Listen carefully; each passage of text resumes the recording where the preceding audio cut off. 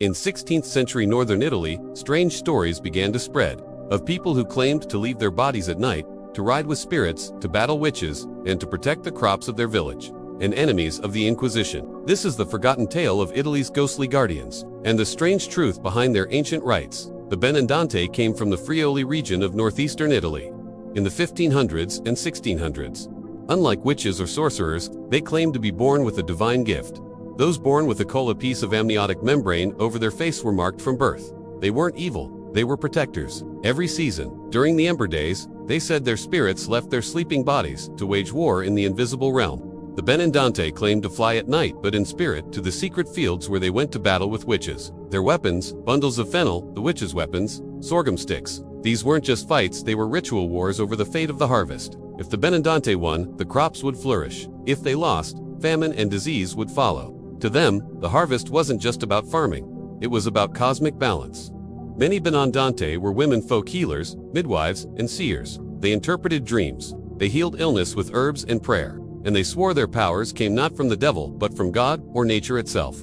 They saw themselves as spiritual guardians, not sorcerers. But in a time when the church was hunting witches across Europe, the Benandanti's strange beliefs drew suspicion.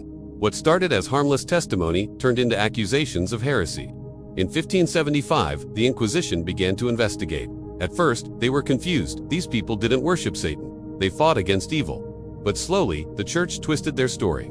They were no longer good walkers.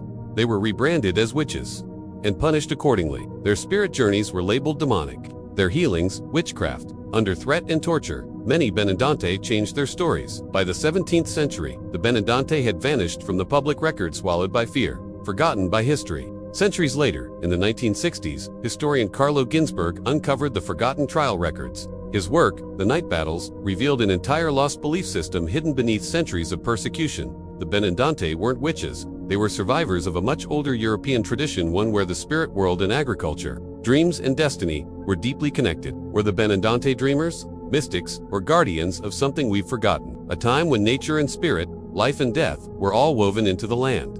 Their story is not just history, it's a whisper from the old world, and a reminder that not all magic wears horns. Some of it carries fennel, and walks quietly in the night. If you enjoyed this forgotten piece of history, like and subscribe for more strange stories from the past.